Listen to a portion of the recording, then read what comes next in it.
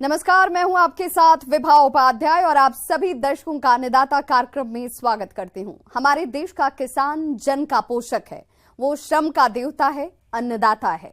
उसमें ही भारत की आत्मा निवास करती है और ऐसे ही किसानों की प्रगति के लिए हम खेती बाड़ी से जुड़ी हुई बहुत सी नई लाभकारी जानकारियां हर रोज सुबह लेकर आते हैं। तो चलिए कार्यक्रम शुरू करने से पहले देखते हैं क्या है आज के अन्नदाता में। फसलों में पाले से नुकसान और बचाव के उपाय।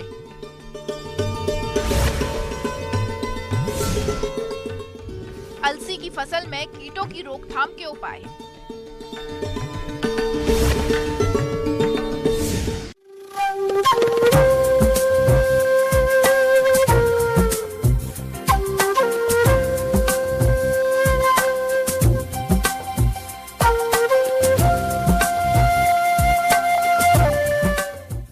राज्य में इस बार पाला गिरने से किसानों की चिंता बढ़ गई है। कई किसानों की फसल को पाला पड़ने से भारी नुकसान हुआ है। पाला पड़ने से किसानों की फसलें चौपट हो गई हैं। तो आइए मिलते हैं ऐसे ही किसानों से और जानते हैं कि किसानों को पाले से कितना नुकसान हुआ है।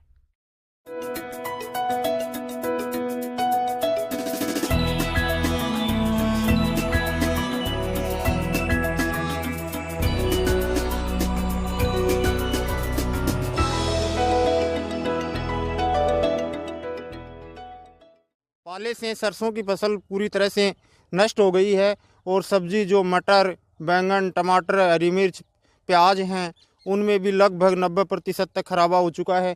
गेहूं की फसलों के ऊपर भी बर्फ़ जमी हुई है जिनका फुटान एकदम से अवरुद्ध हो गया है और पैदावार 50-55% कम हो गई है।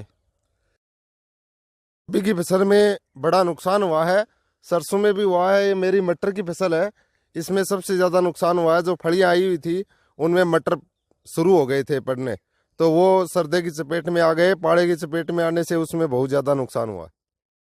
तो किसान भाइयों, पाले से अपनी फसलों को बचाने के लिए आप कौन कौन से कार्यों को करें, इस बारे में जानकारी दे रहे हैं विषय विशेषज्ञ डॉक्टर आरपी प्रसाद।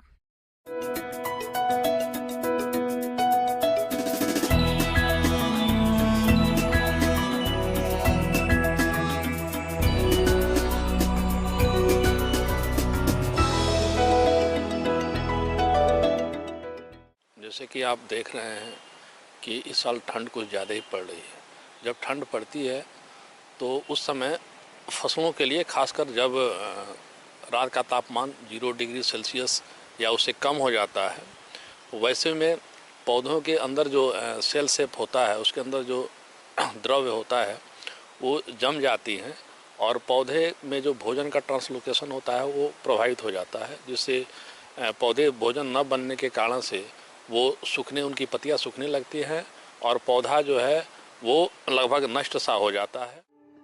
शीतकाल में जब तापमान 0 डिग्री सेल्सियस से नीचे गिर जाता है तथा आकाश साफ होने के साथ हवा रुक जाती है तो रात्रि को पाला पड़ने की संभावना पड़ती है। रात को विशेषकर तीसरे एवं चौथे पहर में पाला पड़ने की संभावनाएं रहती है। मौसम का पूर्वानुमान देने वाले स्थानीय मौसम केंद्रों द्वारा पाले का पूर्वानुमान नियमित रूप से दिया जाता है। अत्यधिक पाला पड़ने पर पौधे की पत्तियां एवं टहनियां बर्फ एवं हिमकणों में ढक जाती है तथा पौधे झुलसे हुए नजर आते हैं। फसलों पर कम तापमान के इस प्रतिकूल प्रभाव को पाला कहते हैं। इसे पाला, ढा या तुषार नामों से भी जाना जाता है। इस प्रकार से पाले के प्रकोप से फसल की जो उपज होती है वो काफ़ी प्रभावित होती है। खासकर किसान भाई जो इस समय कुछ सब्जी की, चाहे मटर, आलू या सरसों, इन सब की फसलें हैं या फिर जो बागवानी फसलें हैं, इन सब पे पाले का बहुत ज़्यादा प्रकोप होता है और उससे पाले का प्रकोप होने से उपज प्रभावित होती है। रबी फसलों में आलू, टमाटर, सरसों, बैगन, अलसी, मटर, धनिया, जीरा, शकरकंद तथा फलों में पपीता, आम पाले के प्रति अधिक संवेदनशील हैं। इनमें 80 से 90% तक नुकसान हो जाता है। पाले की तीव्रता अधिक होने पर गेहूं, जौ, गन्ना आदि फसलें भी अधिक चपेट में आ जाती है।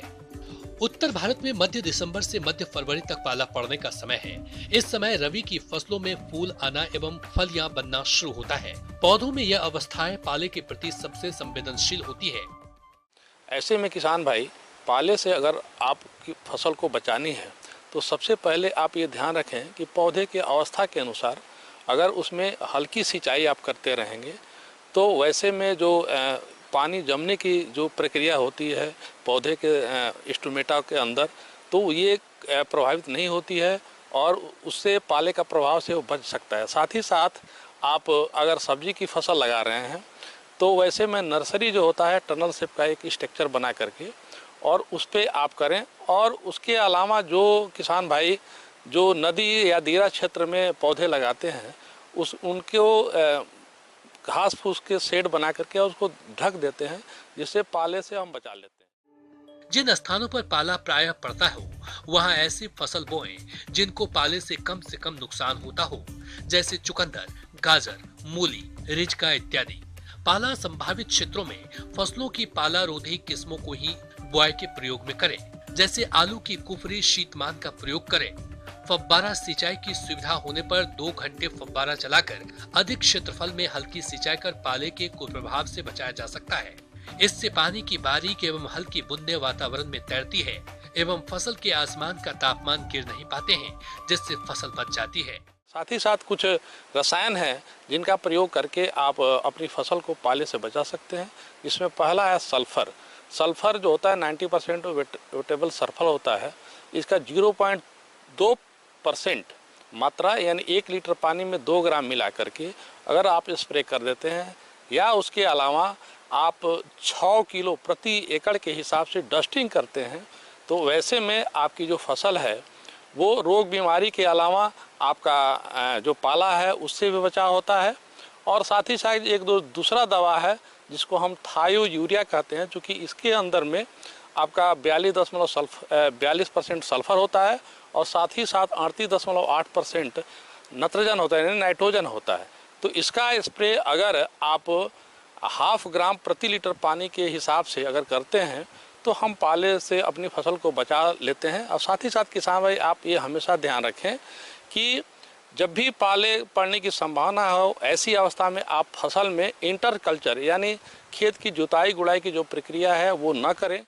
दीर्घकालीन उपाय के रूप में फसलों को पाले से बचाने के लिए खेत में उत्तरी पश्चिमी मेड़ों पर शहतूत, शीमाम, बबूल, खेजड़े आदि के वृक्ष लगा देने चाहिए, जिससे फसलों को ठंडी हवा तथा पाले से बचाया जा सकता है। किसान भाइयों, अब लेते हैं एक छोटा सा ब्रेक।